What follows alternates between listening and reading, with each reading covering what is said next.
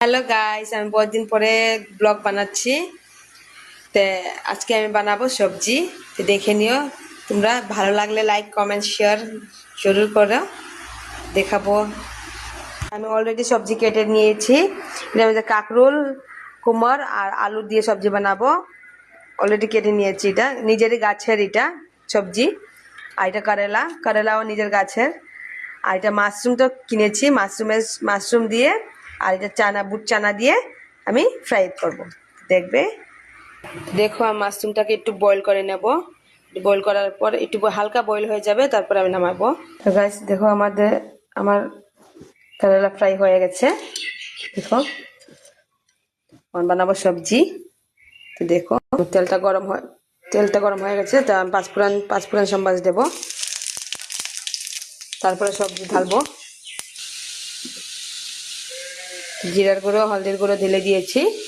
এটাকে এখন মিক্স করব। মিক্স করে একটু নুন ঢেলে দেই,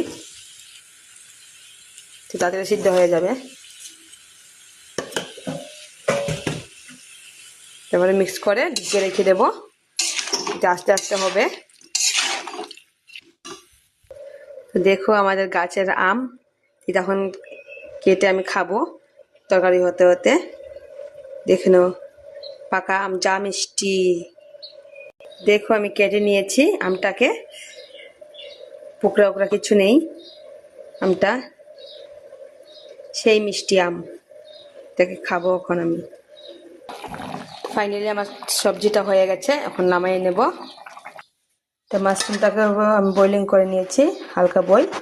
তখন এটা বুট চানা দিয়ে আলু দিয়ে এক লোকের সঙ্গে ফ্রাই করব। তো দেখো আলুটা ফ্রাই হয়ে গেছে, ডালবো বুট,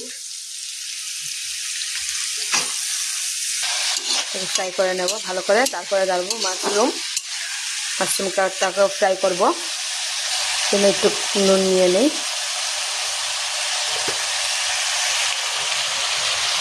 একটু হলদি পাউডার ঢেলে দেবো,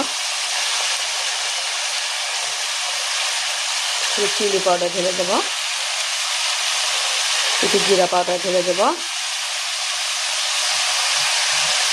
মিক্স করে নেব।